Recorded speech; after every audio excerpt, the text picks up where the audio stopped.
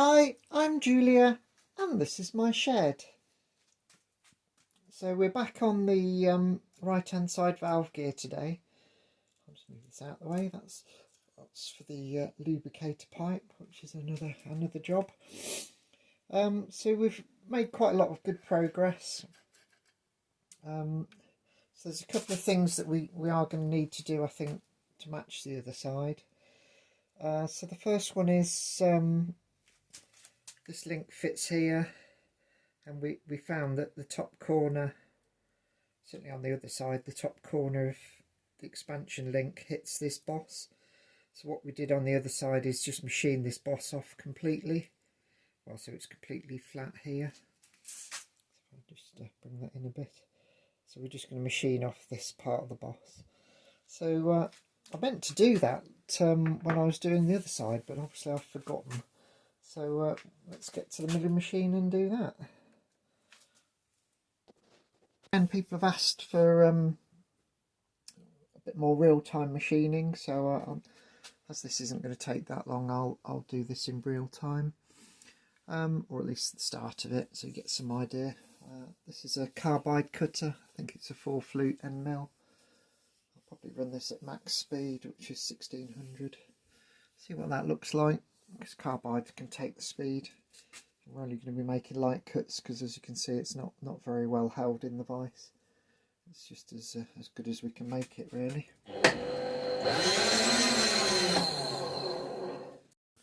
So we've got 2.5mm to remove, and I'm just going to go down in 0.5mm cuts. Like that.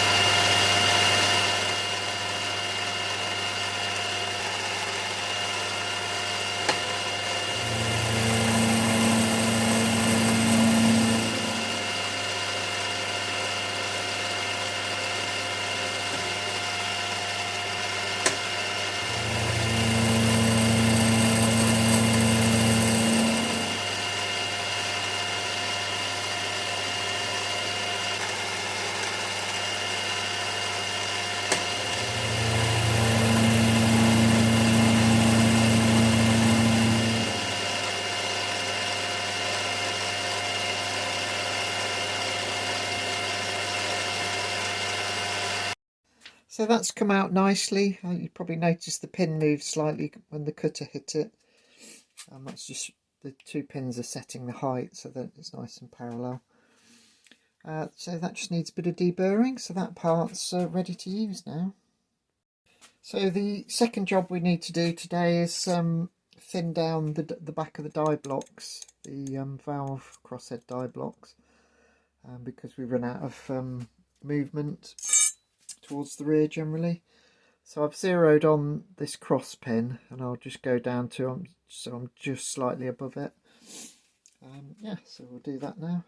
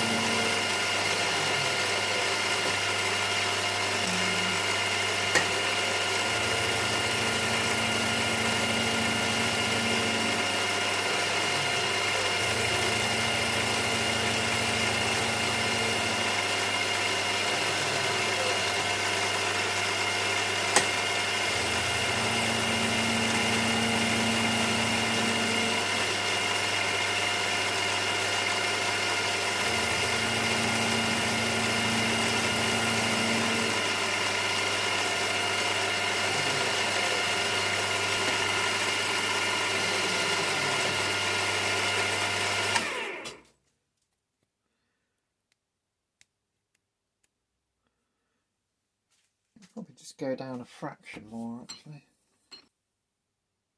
Just go down 0.05 of a mil.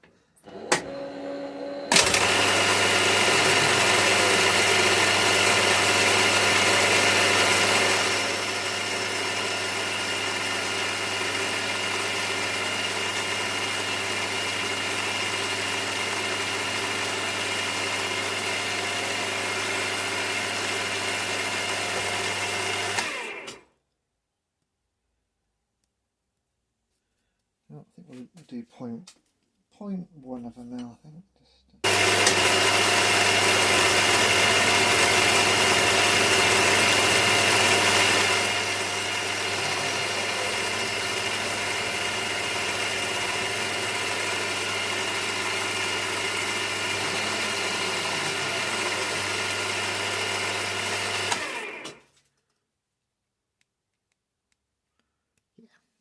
Yeah, I think that will do. Again, we just need to deburr that now, and can start doing some assembling. Just show you the end. So we're not quite broken through. That's pretty good.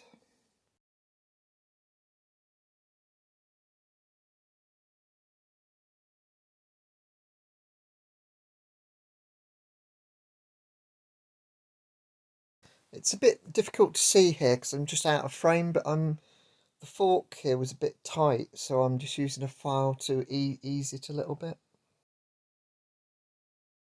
So I think this is called the return crank. So it's quite different. On the other side, when it's at rear dead centre, the crank is pointing downwards like this.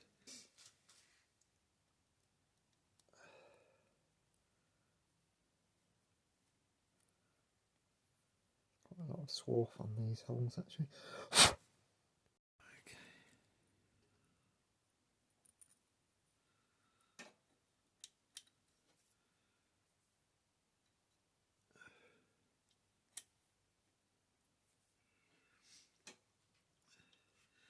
So the return crank's quite a tight fit on the crank pin. So I'm going to start all the screws off first. And then I can just use the screws to slowly press it onto the pin.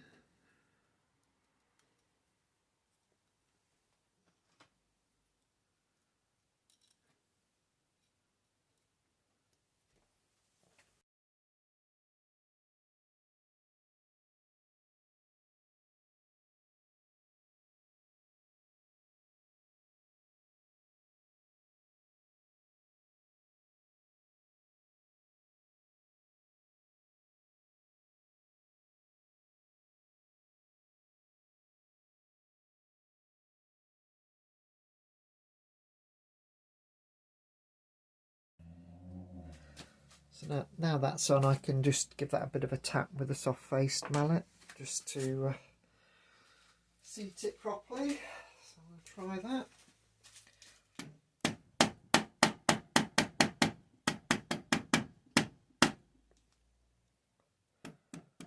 So that looks parallel. Let's see if we can tighten these screws up anymore.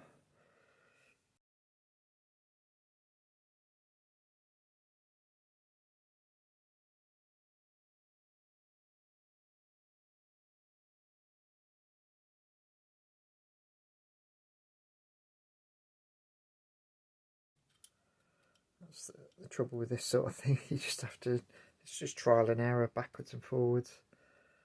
Eventually you get something that works.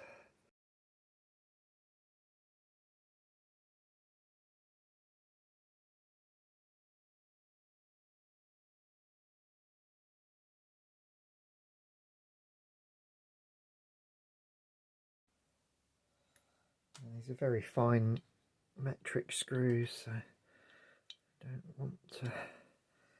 want to damage them. Let's just see how far in each one's tapped before we go any further.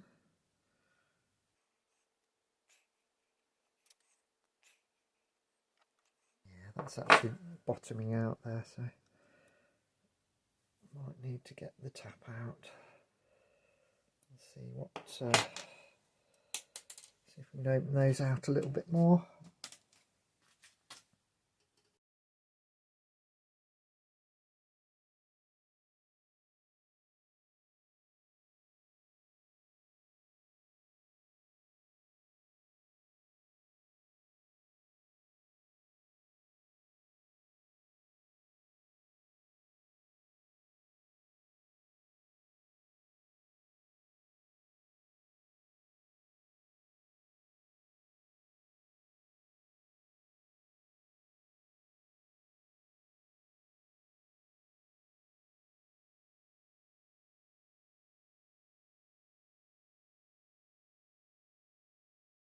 So how many of you were holding your breath when I was tapping these M2 holes?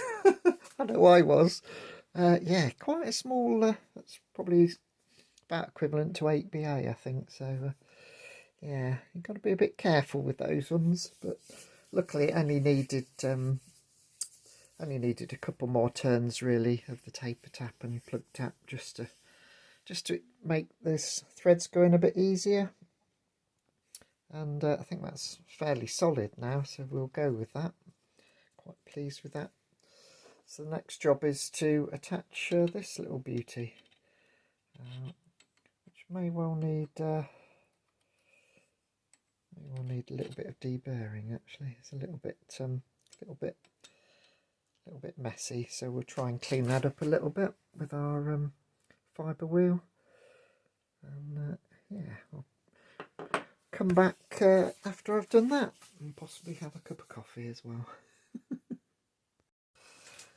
Okay, so I'm just trying to attach this rod here, and unfortunately the this particular pin, it hasn't been made very well, which is really annoying because I haven't got any spares. So it should be 5mm diameter. I've had a quick go with some trying to file it, but it's just way too big.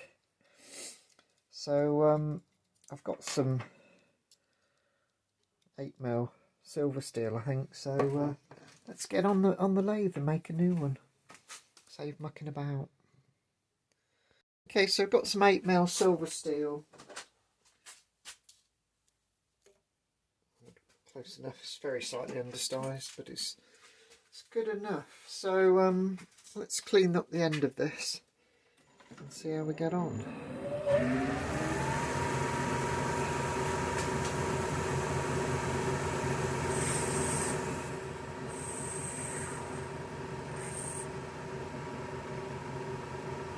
So when I face off the end, I also zero my DRO. So we want 5mm diameter by 14.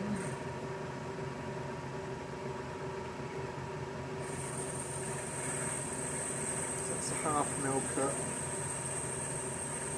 A little bit extreme for silver steel.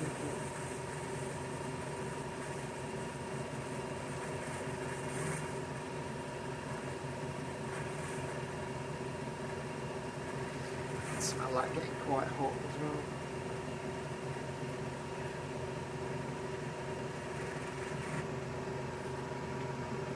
I think we will have a bit of lubrication on that.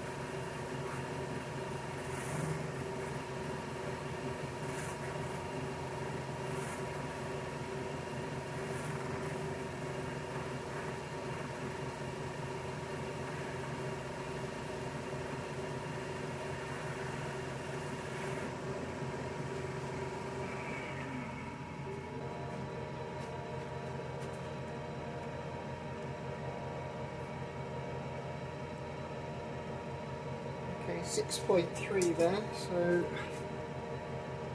it's quite warm there, so I'll probably have to come back and measure that again. So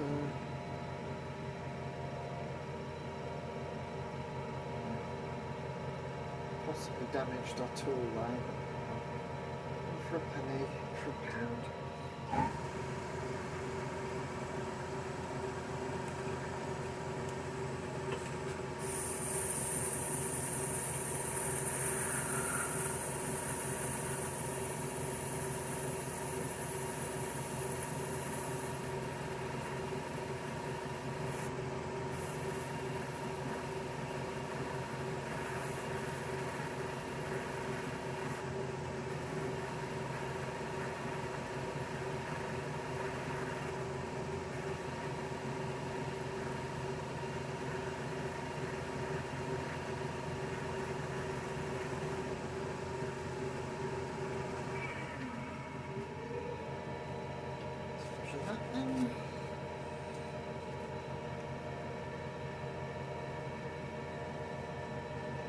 got 5.26 there. Just reset the DRO, and we'll take that take 0.3 up, I think. Just want it to be a shade under 4.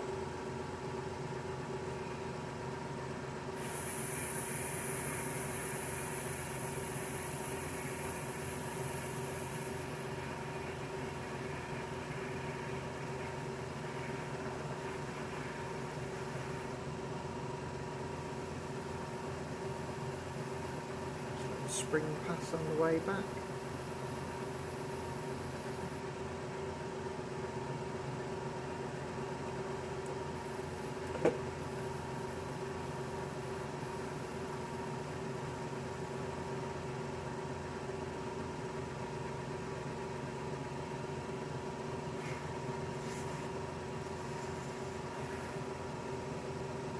A very slight undercut there.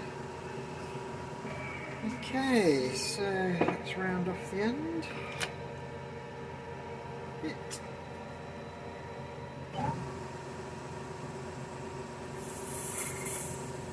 And then we'll test fit it.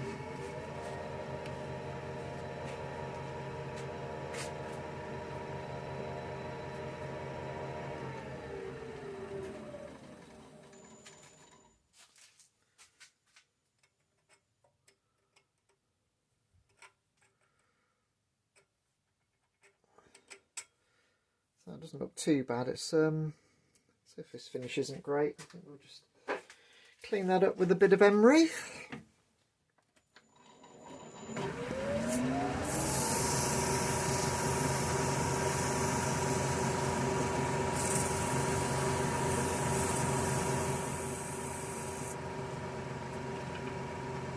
Well, I remember.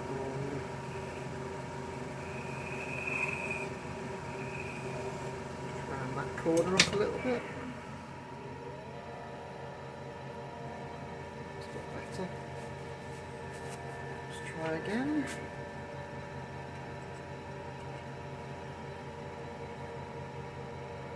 Just a very slight rock, that seems ideal.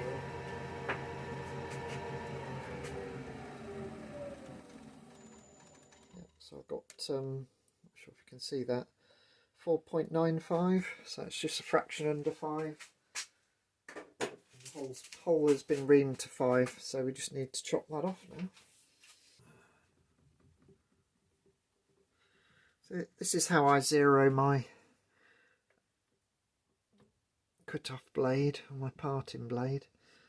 So I've just got a straight edge on the end and just try and bring it up so they're all in line.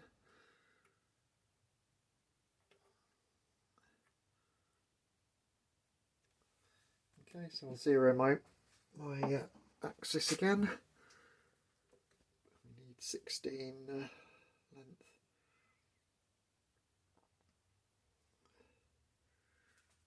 There we go. Just lock the carriage. Just use a spanner for that.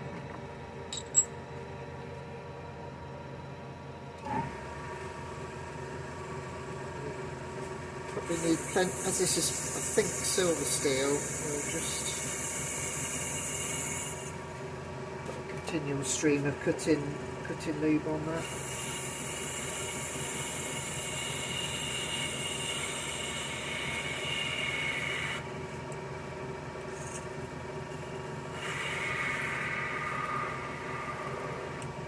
There we go, lovely.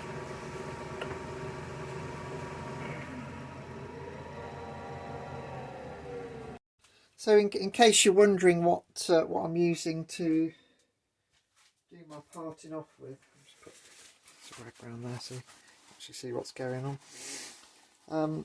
I've got quite a nice, I think this was a commercial tool post. I've raised it up a bit by adding on a block. So it's connected to the cross slide through 2 T-nuts at the front, and this is a big T bolt rather. This is a big T-bolt going through for the next T-slot. Then I've got an ISCAR parting off block or tool holder, and then I'm using the Iscar blade and inserts. I think I've got a 2mm insert on there. I have got a selection of blades and inserts for different, but I usually end up using the 2mm. That's really solid, so as you saw, that was parting off silver steel, no trouble at all. A rear tool post is absolutely essential for a more hobby class lathe. I mean, the Myford is a very good lathe, but it's still not particularly strong. And the nice thing with using an upside down tool in a rear tool post is that should the blade dig in, it tends to lift away from the work, so it automatically pulls out effectively, and that makes it really you know, I wouldn't say idiot proof, because we can all be idiots, can't we? But it certainly makes it a lot less stressful, and I've had a lot more success using a rear tool post. Obviously the Iscar parting tools are the Rolls Royce, but you can get quite affordable parting tools, you know, from the usual suspects in China. I'm sure they're just as good. That's what I use on my CNC lathe. So yeah, just thought you might be interested in that. I say this is quite a chunky piece of steel actually. I'm not really sure where it came from, but I've been using this for probably 10 years now, and it's absolutely splendid in terms of reliability. I've perhaps broken, you know, obviously the inserts get blunt eventually and they'll break, but it's you have to work quite hard to actually break these. Okay, so I've just changed to a 5mm collet.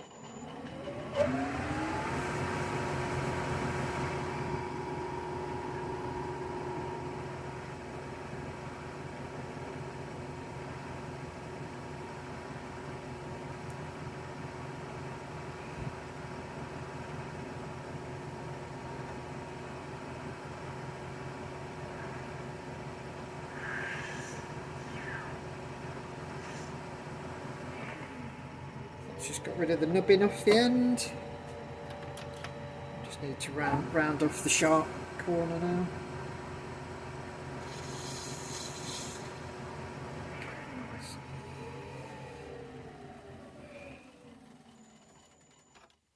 And then finally we need to drill a cross hole. So for that I should really use my cross hole drilling jig. And I'd love to use my cross hole drilling jig, but I haven't got one, so I can't. So we'll have to come up with something else. I know what I should have done. I should have drilled the hole first when it was still attached to something. So this would have been a lot easier if I'd have kept it in the collet chuck and did this drilling prior to parting off. But I've managed to cobble together a setup here. So I've got a very small V block. I've got a roller bearing acting as a clamp, and then a engineer's clamp holding it all together. So I've sort of set it up by eye. We need to drill a 1.6mm hole, so let's get on with it.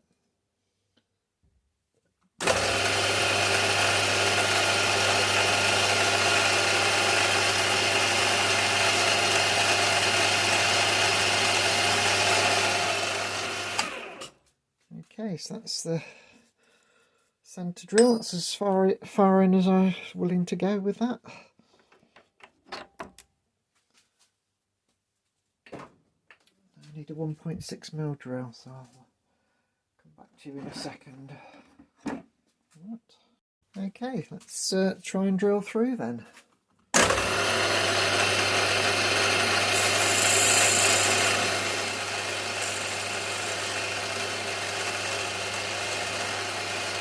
As this is a very small drill, I'm sort of using a pecking motion.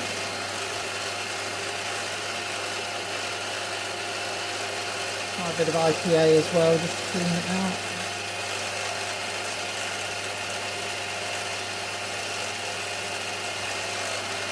Better.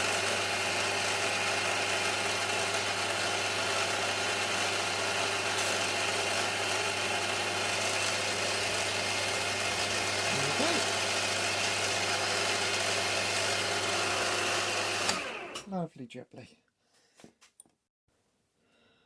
And that's the split pin that will need to go through it. As you can see, it just fits quite nicely. Trouble is, this is a lot nicer now than all the other ones on there, but never mind, eh? Okay, so I've just assembled this off camera, but this is the new pin, which is just looks really nice actually. It does make the other ones look a bit shonky. I've put a couple of washers behind this.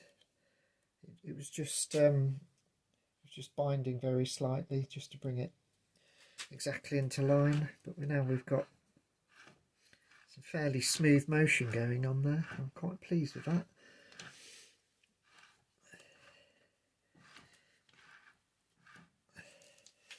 So the next thing to do, I'll just bring you up slightly,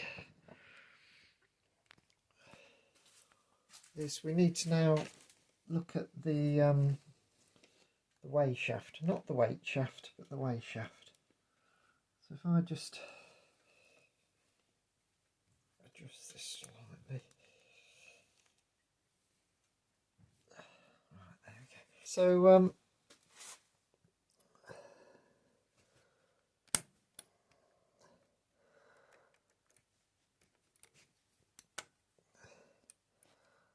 if I put that, so that's the lifting arms about in the middle of their slot in this bracket. The way shaft is just flush with the other end. You can see that the way shaft isn't long enough now, and that's not surprising really, because I've had to put in these quite big spacer blocks. So it's possible we've just crept over a little bit. It's probably best part of 5mm, I think. Yeah, 4.8. So this shaft needs to be longer really. So my initial crazy idea with the way shaft was, because it's too short, was to chop a bit out the middle and weld a new bit in. That was mainly driven by the fact that I thought I didn't have any 10mm bar. But after having another rummage this morning, mainly because I was a bit worried about distortion. It's not going to take much distortion to lock up these bearings. It would only need to literally move by a fraction of a millimetre, I think, and then it would make the way shaft almost unusable. So we'll go with plan B, which is to use some of this 10mm bar. I'll get it cut roughly to size, and then we'll clean it up on the lathe. Okay, so we'll clean the ends up first where I've sawn it.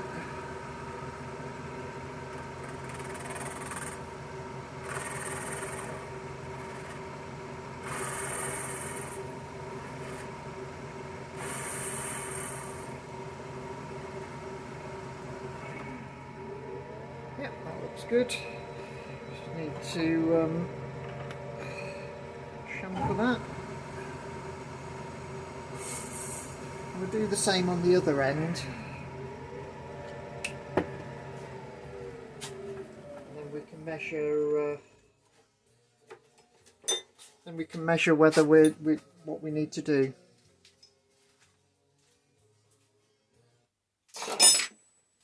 So what I will do is just get the emery cloth on this. There's a little bit of corrosion on this bar. It's not too bad, but considering it's been lurking for probably 10 years under the bench, it's not too bad.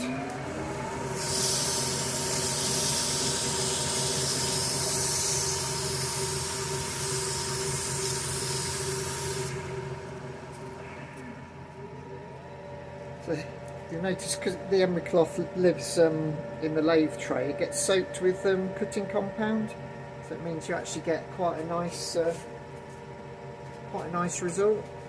Let's clean that off.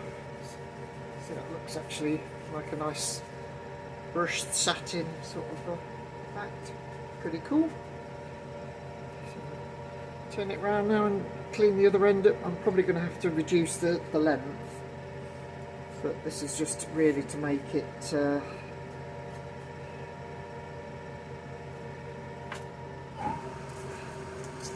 easy to put it in and out through the bearings. We'll clean that up again, and then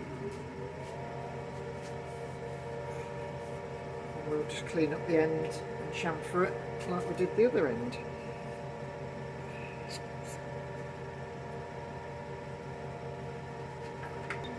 Spanners for this.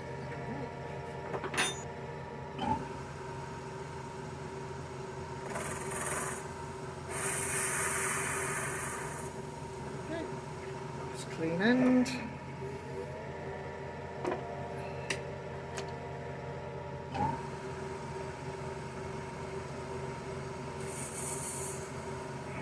Do the chamfer. So what I've done on the right hand side is we've just got that nice and flush there, and I've dropped the forks down in between the bracket because there's actually not a lot of clearance here. Not sure if you can see that. So that's the tightest point, so that's where it needs to fit through. And then on this side I've done the same thing,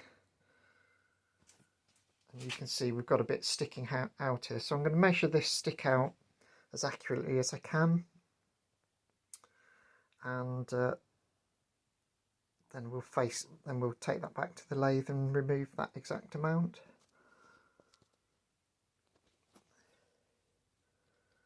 And I think we'll be in with a shout, I think. Sorry about the shaky handheld, but my stand's on the lathe at the moment, but I just thought I'd give you an idea as to what we're doing.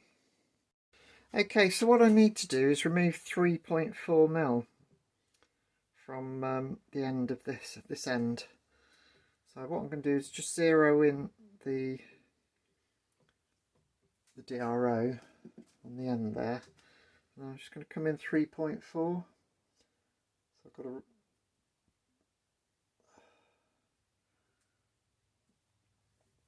I'm just going to make a mark.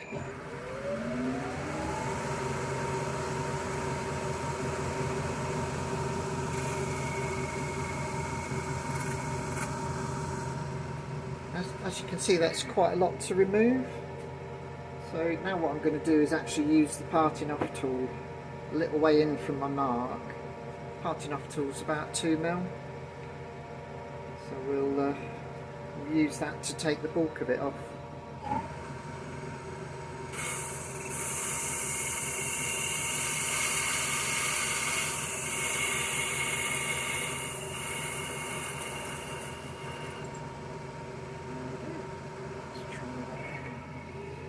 See where we are now.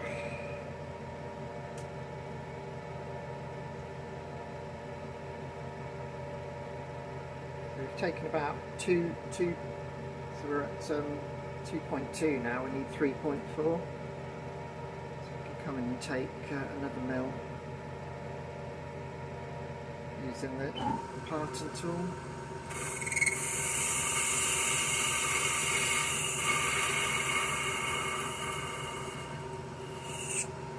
A bit quicker than facing off lots. Okay, so let's see where we are now.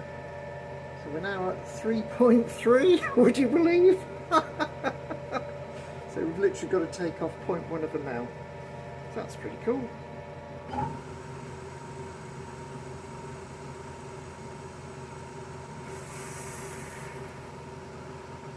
And that's it. So we just need to chamfer that.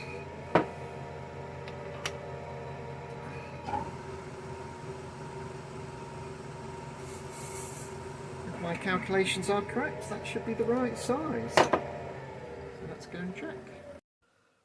Okay, so what I've done is I've put these in roughly the same position, and what I'm going to do is spot through with the right size drill which is a 3.1 I think, and that will give me the distance this way, but potentially not be fully accurate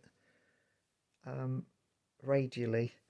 So I'll just use that just as a spot mark on both sides with the hand drill, and then I'll put them in, what I'm going to do is mount it in a square collet block, so I can drill both ends in one setup, so they should both be nicely accurate.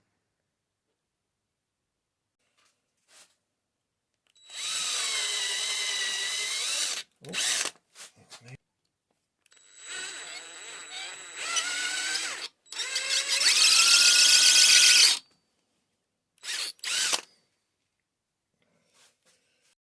Okay, so I've just used the point to just find the centre of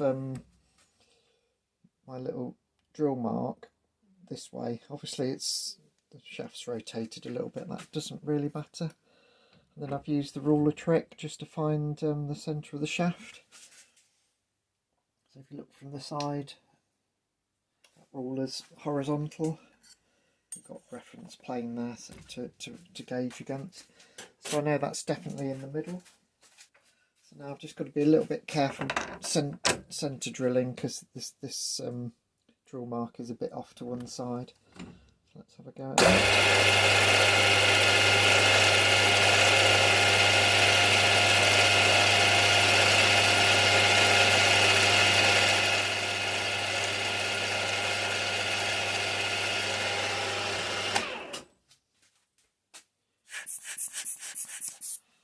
There we go, that looks pretty good.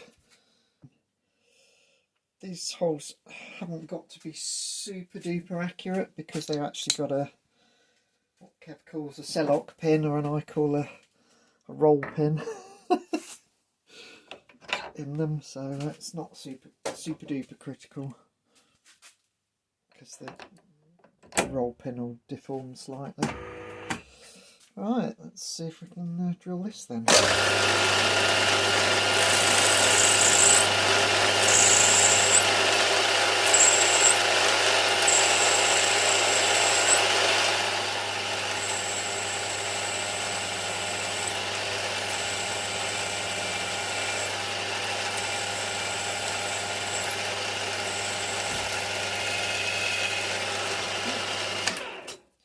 Okay, that's that side. I'll get set up on the other side and then bring you back.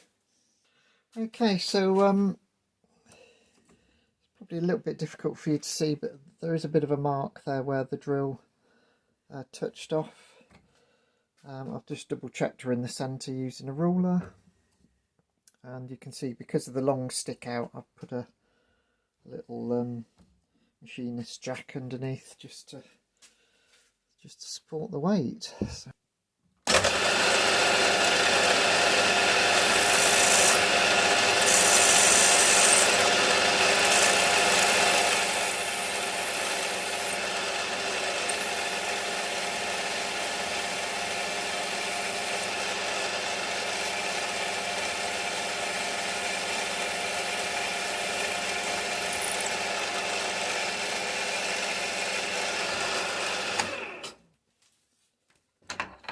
Okay, that's our second hole then, so fantastic. Okay, so I've put the roll pin in this side. I can't find the second roll pin, which is slightly annoying. What I have got is some 3mm silver steel, which is obviously just a little bit of a loose fit there, but only a tiny amount. So I think what I'll do is cut this to size and then Loctite it in. I think that'll do. I don't think we'll be taking these off again somehow.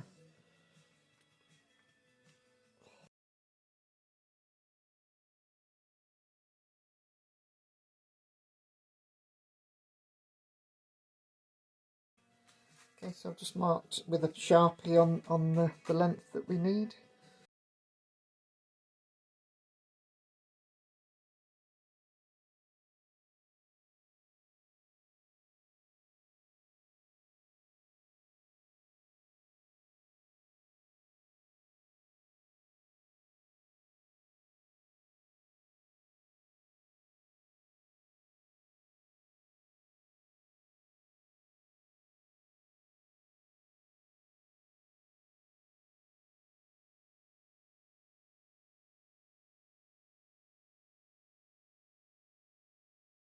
So I'm pretty happy with how that's all working now. The weight shaft looks pretty good. So I'm going to Loctite in the rear bush, which is sort of a point of no return in some ways for the side. There we go.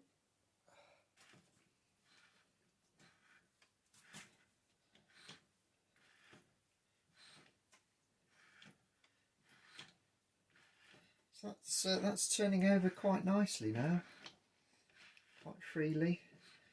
So the final thing we need to do is adjust the valve gear on this side, so probably won't have time to do that this week. While I was trying to find the roll pin though, actually I found the clevis pins for the lubricators, which are rather cute little things. So hopefully you can see that. So we don't need to use the bolts anymore, so that's quite handy. It's nice to find those. So when I do the lubricator on this side, we can actually use the proper stuff. But yeah, quite pleased with the progress this week. I need to put this bracket's still a little bit loose. I need to put the bolts in underneath, which are quite fiddly. I'll do that off camera, I think. We'll get this adjusted, and probably then it's time to take it down the track again, I think, and roll it around the track a few times so it all slackens off. I'm quite pleased with the weight shaft, how that's turned out. Got them nicely synchronised, and yeah, it's all looking pretty good. We need to do a bit of touching up on the paint, but overall pretty good. Something else I need to add is I've got the caps for the roller bearings, so we'll pop those on. I hope you've enjoyed that, found it interesting. Do leave a comment, always interested to hear what you have to say. Like, share and subscribe, and I'll see you in the next one.